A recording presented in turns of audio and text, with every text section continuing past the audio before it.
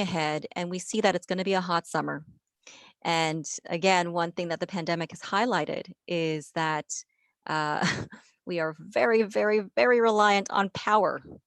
And I'm concerned about how prepared we are, or perhaps not yet prepared, but what measures we are taking to mitigate outages, because outages will be felt more acutely in a time of a pandemic, especially when in terms of ACs, uh, cooling, as well as internet connection, which has been so vital to everyday operations, as well as our general well-being.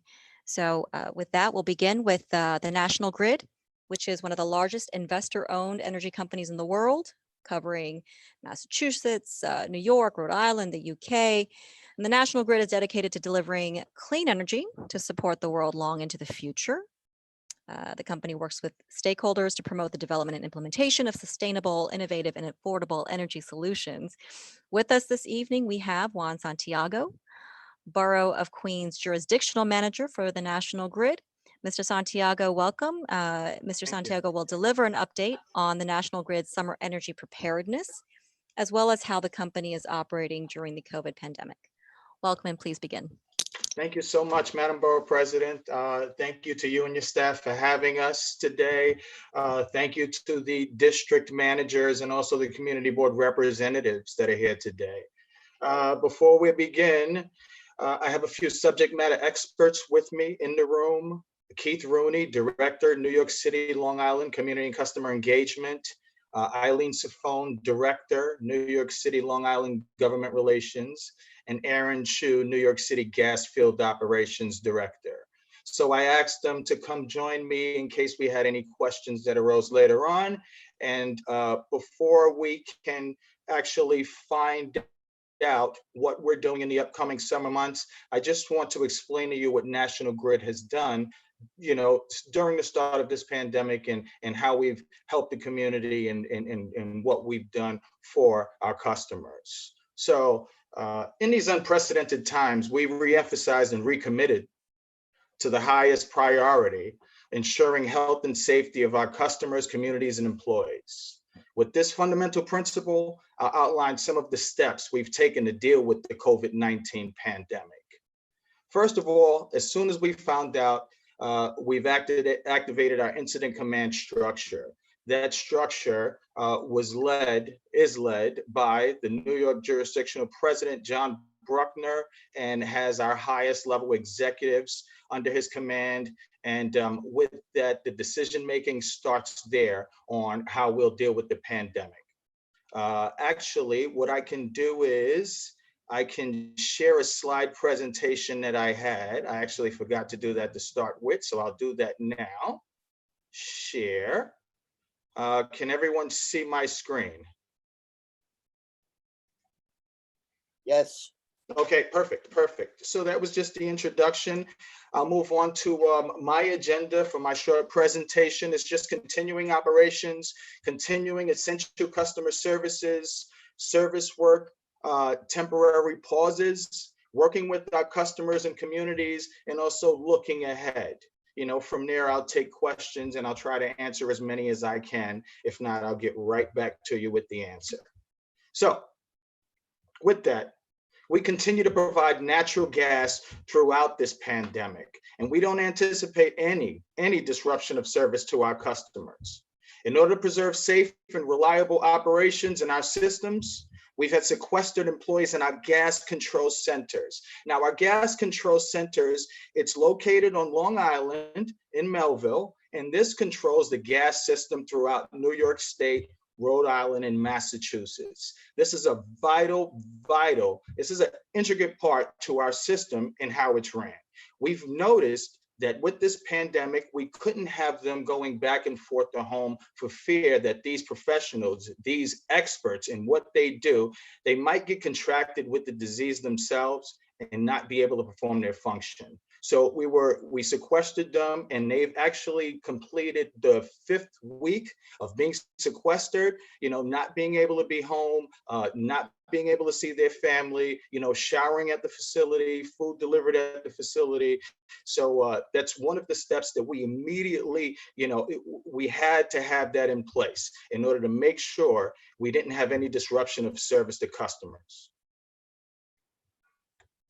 Now, with that, we've also continued to stay in contact with our local, state, and federal agencies and adhere to their reinforcement guidelines on the COVID-19 pandemic, as far as personal protective equipment, also social distancing monitoring, and we continue to follow their guidelines through. Now, our emergency plans, we update our emergency plans annually, and we just reinforced with our employees on their duties, roles, and responsibilities on emergency plan, including storm response and restoration, because we're coming up on these tropical storm seasons, we're coming up on hurricane seasons. Now, in the downstate region, we don't manage the electrical grid, but these storms do affect, as we know from previous Sandy elements, that they do affect natural gas and could affect our infrastructure. So we maintain at the ready with our employees. Some essential services. Now, some of these essential services are subject to permitting. We know in New York City, some of the permits were paused due to the pandemic as far as street work, but we are still doing our emergency work. So if a customer calls in a gas leak, we are still responding accordingly, following social distancing guidelines, wearing all of our personal protective equipment, and we're making sure we actually have a questionnaire that we would ask the customer at that time, have you been contracted? Is there anything I need to be concerned about prior to entering your home? Our call centers in New York City, we close them and we encourage our customers to go online to pay their bill, to call the call center to pay their bill. We've also have customer advocate services on our webpage that they can go on our webpage, and if they have difficulties paying bills, they can go on and they can chat with an expert. They have a few different phone numbers to call, and I actually sent over a few documents that'll be cascaded to everyone on the chat with a few different resources with that information. Temporary work pauses. Now, we've suspended collection activities and disconnections. We felt it necessary during this pandemic to, first of all, we know it's a tough time, not just for Queens, not just for New York City, but for the entire country. We know, we see the population of people that have closed their businesses due to pandemic, and we said we could not, in good faith, move on with any collections activities, although they might be in arrears, or disconnections. So for the time being, since the pandemic started, we've suspended all collection activities, and we won't be charging interest on late penalties and payments. Following the CDC guidelines, we've also paused such services as manual meter reads, meter changes, new gas service line upgrades, except for essential constructions.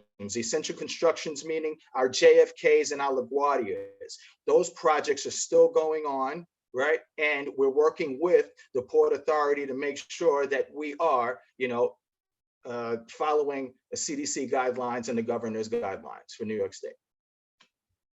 Capital infrastructure projects such as new gas main replacement, gas reinforcement, main installation, and paving restoration, those also have been paused. But I will tell you, for paving restoration, I actually had a conversation with the paving group earlier this week.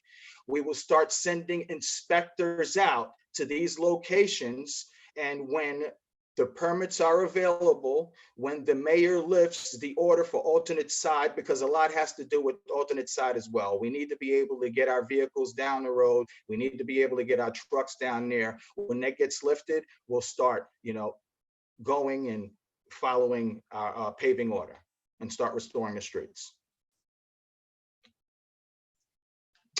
Working with customers and community. I'm proud to say that National Grid has donated $25,000 to local organizations throughout Queens. These are the food pantries. These are the educational institutions, the hospitals, Jamaica Hospital, Elmhurst Hospital, just to name a few. And we continue to do more. We continue to, find these situations where the help is needed and just go out and help the community. Our economic development programs. We've retooled our economic development programs as we continue to explore ways and opportunities to provide additional resources. Manufacturers that are modifying their operations to help, help in the production of critical medical equipment. We've offered up to $40,000 in reimbursable costs, and that's for, retooling their shops, redesigning their layouts and processes. Now, with that, I want to open it up to Mr. Aaron Chu. He's a director of New York City gas field operations, and he'll just take us to what we plan on doing ahead for as far as gas field operations. Thank you, Juan, and good evening, everyone. So I think Juan covered, the majority of what we're doing today, but as we look forward, we're kind of aligning ourselves with the state and city phase re-implementation plan. So what does that mean? So some of the work that has been suspended, we're going to look to see when is the best time to bring those back. I think most of the work that we want to do in the interim right now is we're staying right now with the essential work orders under the executive order by the governor, where we are an essential business. So most of our work today is focused on non-customer facing tasks. So a lot of things that Juan covered, from collections activities, meter turn-ons, unless it's a essential hardship, those are the things that we take exception to. So what are we looking forward to? So I think most of the things that we've learned through this pandemic, we're going to keep in place, which is primarily the safety of our employees and the customers as well. So when we do have to go into a home for any emergency issues, whether it be a gas leak or anything that requires us to enter a home, we are following strict CDC guidelines, our PPE matrices, with our face coverings, potentially face shields, gloves, and also maintaining that social distancing amongst the customers. So I think that's where we are today as we look, as I said, we're trying to digest some of the governor's plans right now in terms of where we are with respect to the phased openings. As you know, New York City is not hasn't met the criteria just yet. So we have a team assembled at the executive level that's kind of looking at that information, and then we'll do our best to ensure that we implement it locally so that we stick to those guidelines and do the phased reopening safely with health and safety of employees and customers in mind. So thanks, Juan, unless there's any questions. Thank you for the invitation. Thank you, Aaron. Thank you. With that, I'll take a few questions for the sake of time. Thank you, Mr. Santiago. Thank you, Mr. Chu. Are there any questions from the board? I see Vinny Arcuri of Chair of Board 5. You want to unmute yourself first. Thank you. I'm sorry. So based on the governor's I think it's 5 criteria for opening up a business, separation and that, I've noticed or heard of many of the restaurants are renovating their kitchens so they can separate the services and the cooks around, and they may not be doing it with permits. So how can we, the public, be assured of safety in these restaurants as they relocate cook stoves, the burners and everything else? Will you be instituting not necessarily inspections, but visits to all of the 650,000 restaurants in New York City? But there's only probably 200,000 under your jurisdiction. Yeah, that's a great question. I'll turn that over to our gas field operations director, Aaron. Yeah, so I think with something like that, understanding that things are going to change based on this pandemic and how we operate today as opposed to in the future, I think those questions will have to be in lockstep with the Department of Buildings on that, because once you alter any type of service in a home or a business, that has to be filed with the Department of Buildings. That's an alteration. And then we're notified as well to isolate the gas and then restore it safely once everything has passed. Now, is that going to happen all the time? No, God forbid. So this is where we need to really step up on the communication efforts with the DOB as well as ourselves, because we will not perform any turn on if that filing is not in the system. However, if they haven't notified, that's where it gets tricky. We don't know that unless we get into that home. So, not sure if that's the honor system or whatever you want to call it, but we'll have to be very keen to what is happening in these premises. So I think, the partnership with the DOB is going to be key, as well as, plumbers and, licensed master plumbers as well. I think that's where the communication should. Absolutely. If I can add, Vinny, if you know of any restaurants that are doing that, tell them that National Grid has a robust energy efficiency plan, right? And they could actually get money for changing their equipment. They can actually get lots of money for changing, energy efficiency. So, that's one way we can combat that. Get us involved early, make sure they get their rebates, and we'll inspect it and make sure it's done the right way. All right, we'll try, because I know a couple, they're trying to meet the requirements because you have to attest to that before you reopen. So most of them are going to reopen with outdoor bars or outdoor tables while they're still renovating their kitchens and interiors. But knowing that they've been out of business basically for all this time, they may be doing it with their vendor.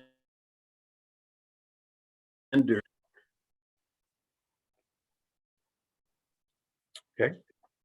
Yeah, you can shoot me a note and we can, finish the discussion offline, and I can walk you through it.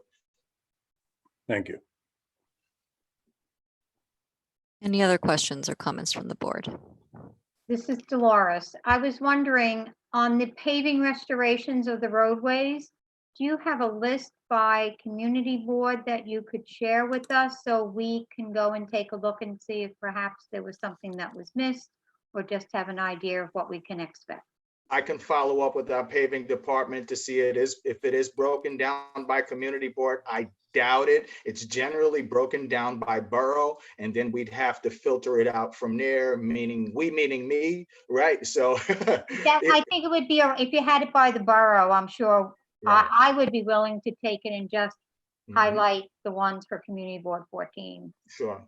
I'll go back and I'll go with the department to see if that is something we can share, because a lot of our excavations, there is they could be open and a gas main could be exposed and it's plated, and that's sensitive information. So, I'll see if it's, Thank you. no problem. We also have Chair Weissman of Board 6. Thank you, Borough President. I had a question just about the suspended late fees and kind of what the end of that will look like. Are you going to expect folks to be able to pay their back, what they owe in one fell swoop? And have you considered, any leniency in terms of monies owed moving forward? Thank you for that question. That's a fair question. Now, our finance department is exploring all the options. As I mentioned before, our first step was to, suspend collections activity, not charge interest for late payments. So, we're doing what we can now, but more needs to be done. And that's all part of the discussion on getting back to, quote unquote, normalcy, to see how we can help our customers, pay that back bill if, it is required to pay that back bill, depending on what it is. So that's all part of the discussion for now. And as the information comes out, I share my information with the boards. As soon as I get it, I send it out to you guys. So I'll let you know. Absolutely.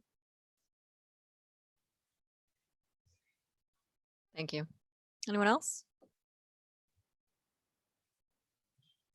All right, Mr. Santiago and Mr. Chu, thank you again for your presentation. We may ask you to come back in the coming months. I know that the future is a bit of a moving target still in this pandemic, so we appreciate you offering the answers that you have and getting us a feel for where the national grid is and what you're doing. You're welcome to stay, but you're not required to by any means. Thank you so much. I appreciate everyone's time. Thank you. Have a great night. Up next, we have Con Edison, which operates one of the world's largest delivery systems, providing gas, energy, and steam to more than 10 million people throughout the city of New York and Westchester County. With us this evening is Anthony Hill, Corporate Affairs Manager for Con Ed. Mr. Hill will deliver an update on Con Ed's summer energy preparedness, as well as how they are operating during the COVID-19 pandemic. Mr. Hill, welcome. Please begin. All right, thank you for having us. I'm joined this evening by Dave DeSanti, our Vice President of Electric Operations for Brooklyn and Queens, as well as Hollis Krieger, who is a Department Manager in our Customer Outreach Department. I'll get into presentations. Let me try and share my screen first.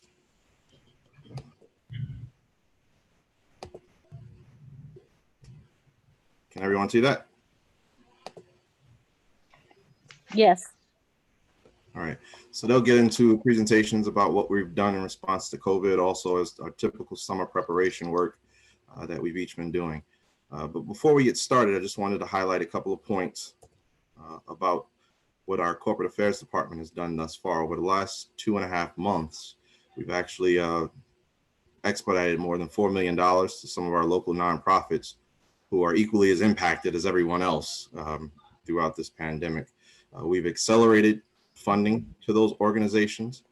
We've also, in some cases, abbreviated applications to make it easier for those groups to be able to access capital so that they can do the outreach and programming that's essential right now. We've also provided them with assistance in terms of allowing them to pivot from our typical programming to use money for either operating expenses or to themselves go out and have an impact on COVID relations. I know, on COVID response. Some of our groups have been doing food insecurity. Other groups have used the money to sort of support college students to make sure that particular group of folks who are greatly impacted have the opportunity to stay in school and do things online as necessary. In addition to the financial resources, we've also contributed over 100,000 N95 masks to hospital and healthcare workers. And in one instance, we actually began generating face shields at our plant in Astoria and contributed those to first line employees as well as healthcare workers as well. So it's pretty important that we're out there in the community doing what we can to try and get resources to those who are out there really on the front lines and doing the best they can to respond and get things done for our community. So we have a couple of slides to get through, and I want to just kick it over to Dave DeSanti right now so that we can get in there and get started so we can discuss our summer preparations. Dave?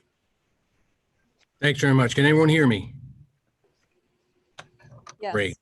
Great. Thank you very much. So Anthony, if you just turn over to, we might as well go right to slide 4.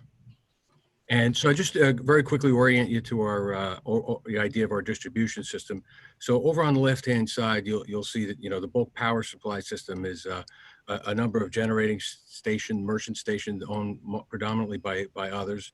And we also get power transmission system pulling a lot of power from up in the St. Lawrence waterways and so forth, and that flows down on the 345 and 138,000 volt system to our transmission substations, which are ordinarily grouped quite closely with our area substations. We have and those supply our 65 networks within the Connection service territory. Those networks are that grid you see down below, and essentially those are interconnected secondary underground networks fed by transformers that supply commercial and residential load in more densely populated areas. And then off to the side, you'll see non-network and overhead systems. And that's a composite of 4 kV grids. These are overhead grids that are interconnected with unit substations. And then of course, we also have loop systems that operate in the area. Now, if we go to slide 5, I'll take you into an overview of Queens. This slide just gives you an idea of how Queens is arranged. About 3/4 of it is underground in the more densely populated areas. In the more residential 3-story zoned areas, you'd have an overhead distribution style.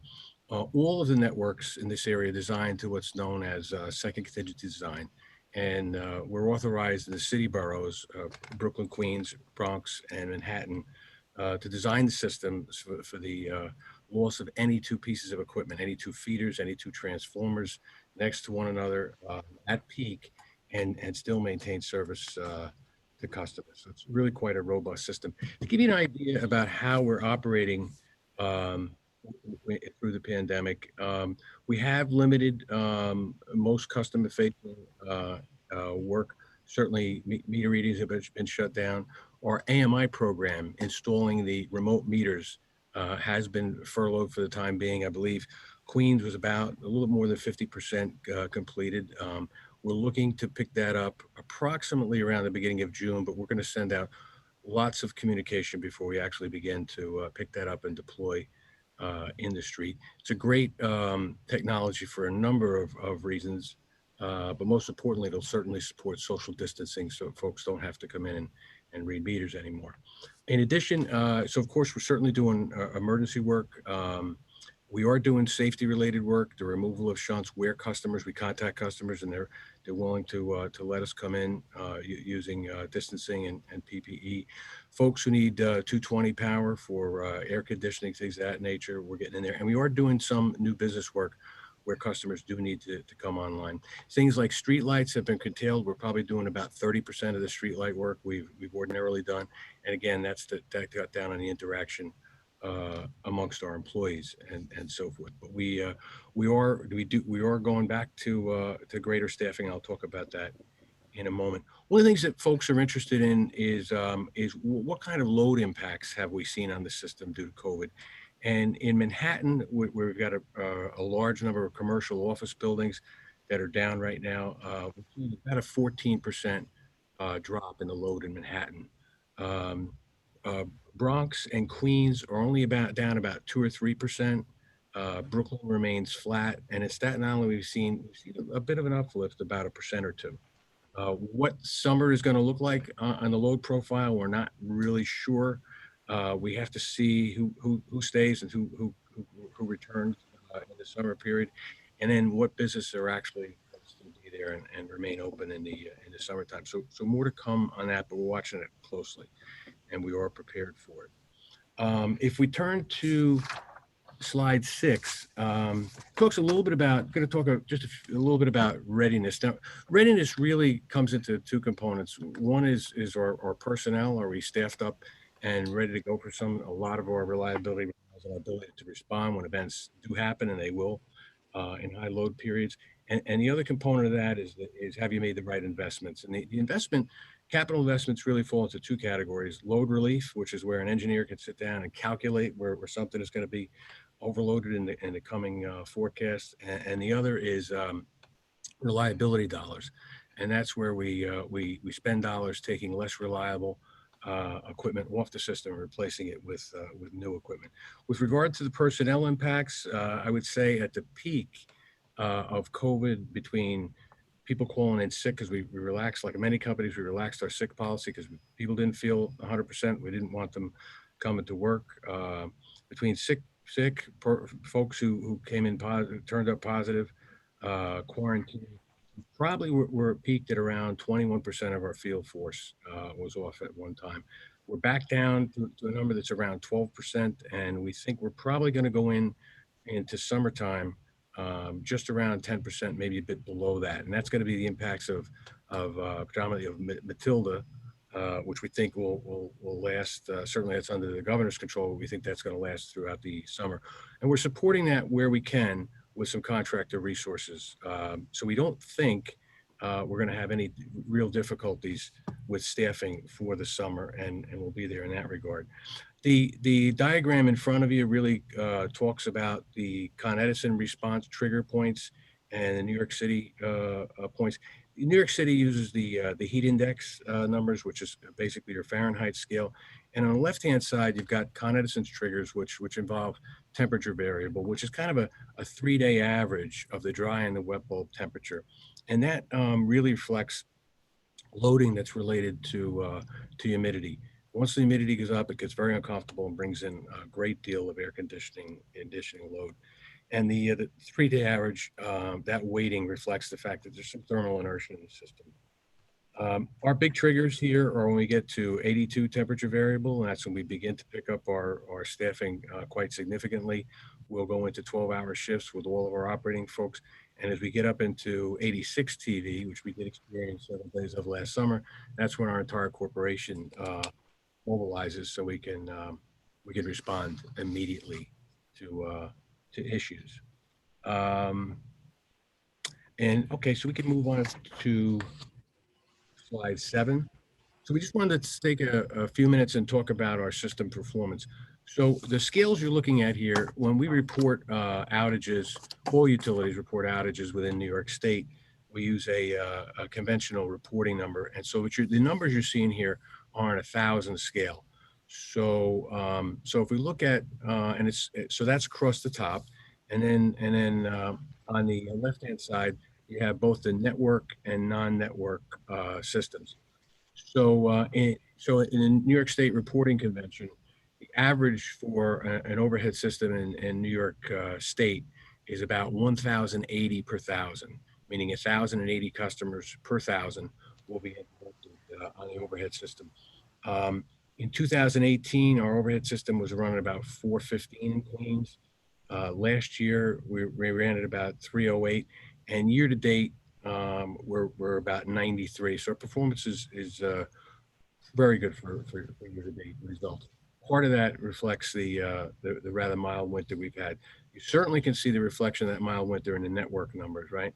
The network performance year to date is just 3 per 1,000 customers interrupted year to date, and that really reflects the fact there has not been that much salt down on the roadways.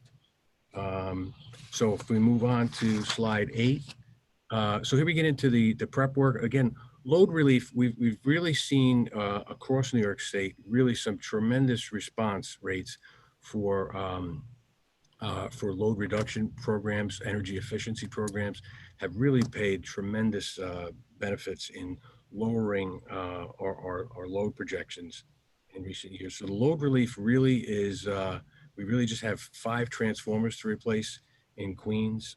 Those will all be completed by this week. And then down below it is the reliability dollars. Those are us going out after lower performing equipment, getting it off the system and replacing it with new. We replaced 118 sections and on the overhead and underground portions of these two feeders that feed out into the Jamaica network. We also replaced a large transformer. We have 3 customer-sited substations at JFK Airport. We took this opportunity to get in there and replace one of the larger and more aged transformers there. We're also taking the opportunity to reroute some older cable from the bed of the Flushing Creek, and we're getting it up onto underneath Northern Boulevard. Wednesday, we'll transfer the 27 kV feeders, and phase 2 of that of a lower priority is the 4 kV, which will follow. And then in the fall, we're going to continue on with some vintage cable replacement on 5Q60, again, all to increase the reliability of the Jamaica network out east. And that concludes my portion. Is there any questions anyone would have?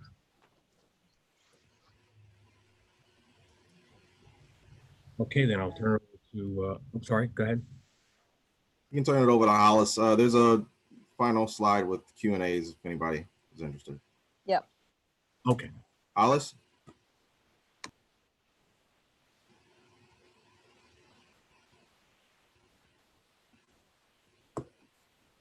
Hope we didn't lose. Okay, hi guys. Sorry, I wasn't sure that I was the one to. Can you hear me? Yes, I can hear you. Yes, we can hear you. Okay, great. Okay, so prior to the summer, we really make sure that we get information out to our customers, information that's really helpful to them. And one of the things that is really important to customers prior to the summer period is to know how they can get help paying their bills should they start having some problems as they start receiving high bills during the summer from air conditioning usage. So we get this information out to them. The other thing that we do prior to the summer is we encourage customers to sign up for our level billing program. With this program, they can spread their energy costs out at a level amount each month of the year, so they're not hit seasonally during the summer and the winter with higher bills, and many customers find that that's helpful to them. The other thing that we really want to be sure that we let customers know about is HEAP and other governmental assistance programs. These programs not only can help them pay their energy bills, but they also make them eligible for our low-income discount program. So that's really important. As during the health crisis, what we've done is we recognize that customers are having a lot of difficulties now, just in general, with being laid off. And what we've done is we're really not talking to customers at this moment about paying their bills, but we do want to let customers know that we're there to help them. And one of the things that we've done as we move forward and get back to a more normal environment, prior to that, we've enhanced our self-service so that customers now can go use our self-service to get payment agreements. They won't need to call us. We've liberalized the terms on our self-service so that customers who have had agreements in the past and fell out of those agreements, they'll now be able to use self-service. They can use it to create extended payment agreements for themselves. It's very, very flexible, and they can pretty much get the terms from our self-service that they would get from talking to a representative. One other thing that we have is really we want to continue to help customers improve the digital literacy, use self-service, and what we now have at our call center, we will actually have it within the next couple of weeks, are representatives who are dedicated to helping customers use self-service. These reps will have screen sharing so that when a customer goes on my account, if they're experiencing difficulty, they'll be able to guide the customer through it. And again, we really feel that customers want to be able to do self-service, particularly with credit matters. They don't really want to, many customers don't want to have to call, talk to a rep. Here, they really can make these arrangements by themselves. Okay, take the next slide. The other thing that we do in the spring period prior to the summer is we talk to customers about energy saving tips. There is a lot of information at the customer portal at my account where customers can see the way they use energy. They can see how their usage compares to last year. They can get tips. Customers with AMI meters get a lot of customized information at the portal. Really looks at how they're using energy daily, hourly, and gives them tips with respect to that. The customers with smart meters also can receive energy reports when they first get their meter. And the other thing that they get that's very, very helpful to them and is helping them, I think, even during this period where they're seeing higher bills, they get high bill alerts. So midway through the month, if they're trending over 30 higher by about 30%, they will get a high bill alert just to let them know you're using more than you did at this period last year. And for some customers, they are able to adjust their usage and control that bill a little bit more. Also, we tell customers about appliances that will be helpful to them. We talk to them about upgrading their appliances and the discounts and rebate programs that are available to them. Okay. Critical before the summer period is to let customers know how to contact us if they're having a power problem. We give them information about how to report a power problem. If we also make them know it's good for them to report a power problem because then they'll get updates on how we're progressing and when they'll be reconnected. So they get continuous updates. We also tell them about safety tips. Most important, of course, is to stay away from down power lines, to contact us in case of any, again, power problems, down power lines, anything that's going on at that time. Okay, we've been educating customers on scams and imposters since 2016. This is something that we do in November every year, and it's also something that we do pre-summer. We want customers to be aware of all the new scams that are going on. With COVID, we're even seeing more scams, and we want to make them aware of how they can be careful about it and not allow a scammer to use them. The other thing that we do is we train our employees. We really want our customers to feel confident at checking and challenging an employee, anybody at their door. So our employees are trained. Not only do they wear their ID, they're trained to give customers their employee number, the name of their supervisor, and trained to wait and be patient with customers who may want to call the call center to be sure that this is a legitimate employee at the door.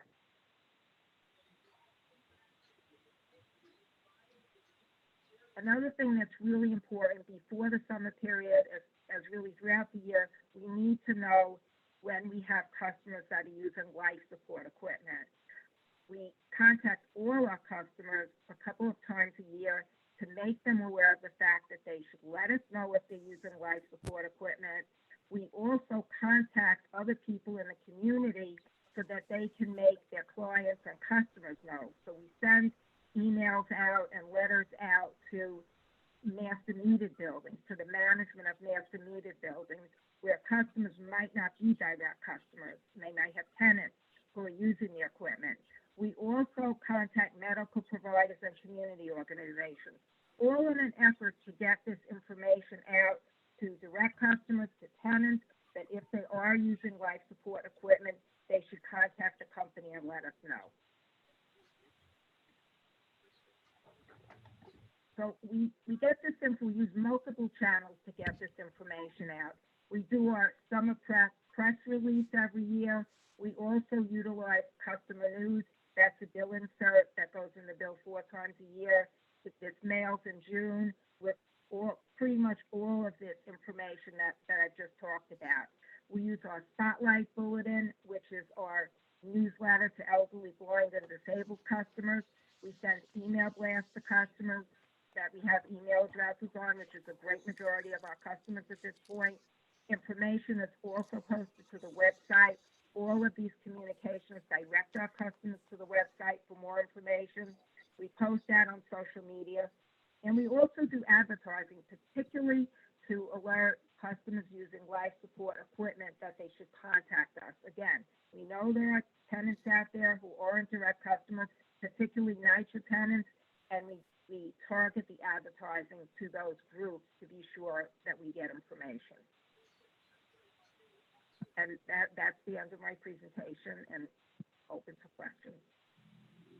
Any questions? Great, thank you, Ms. Krieger and Mr. DeSanti and Mr. Hill. That was a thorough presentation. We appreciate it. I have a question. So we're looking at I think it was slide number 7, when we were looking at the metrics for summers prior. Yeah, there we go.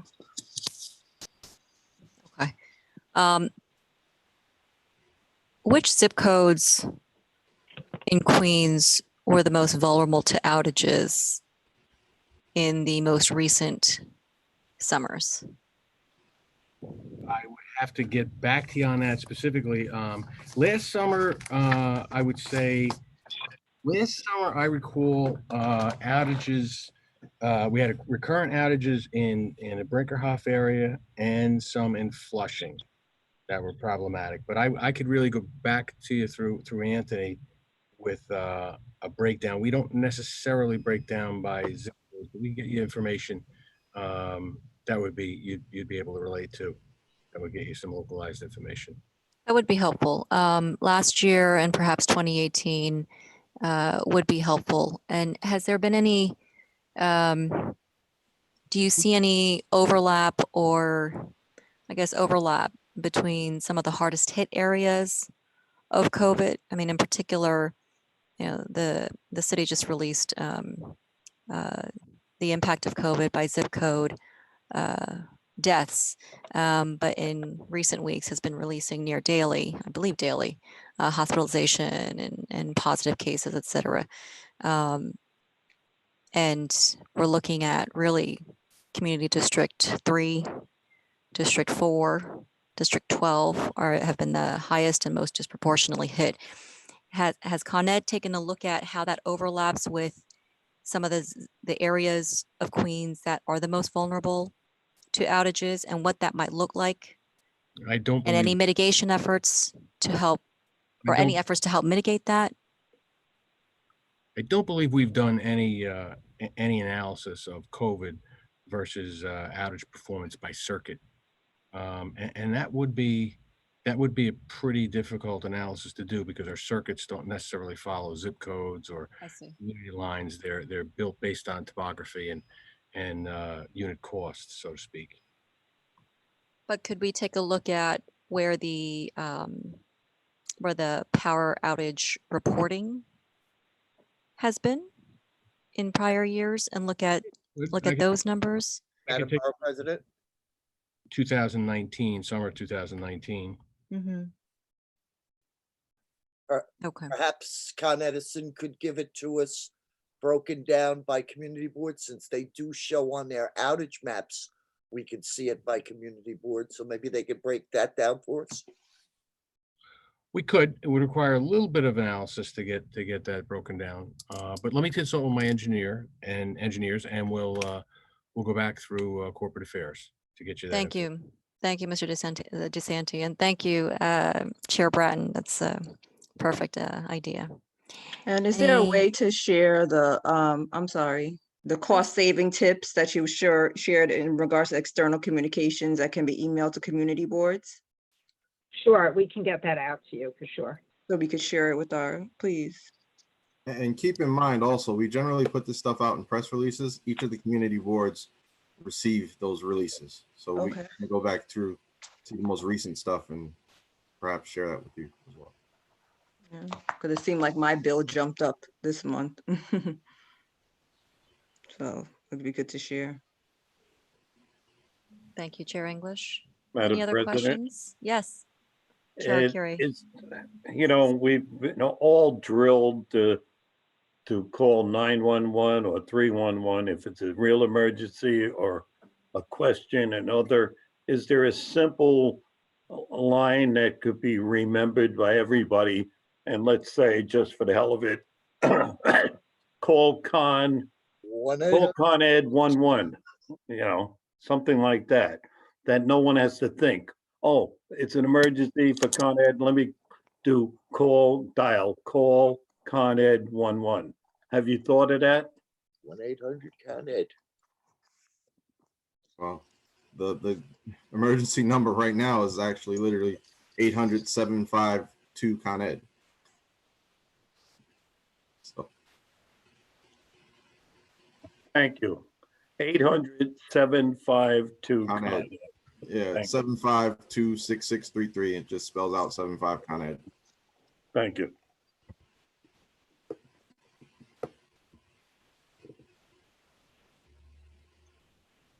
All right. Great. Any other questions or comments?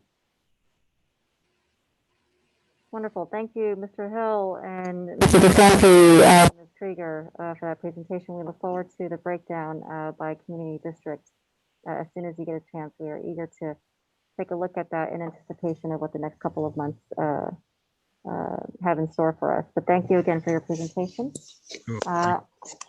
And with that, that concludes our meeting of the Queensborough Board. Our next meeting will be Monday, June 15 at 5:30 p.m. Borough President, I'm Yes. sorry. I just want to make sure that I got everyone who was in attendance. And I just need to double check. Yep. Community Board 2.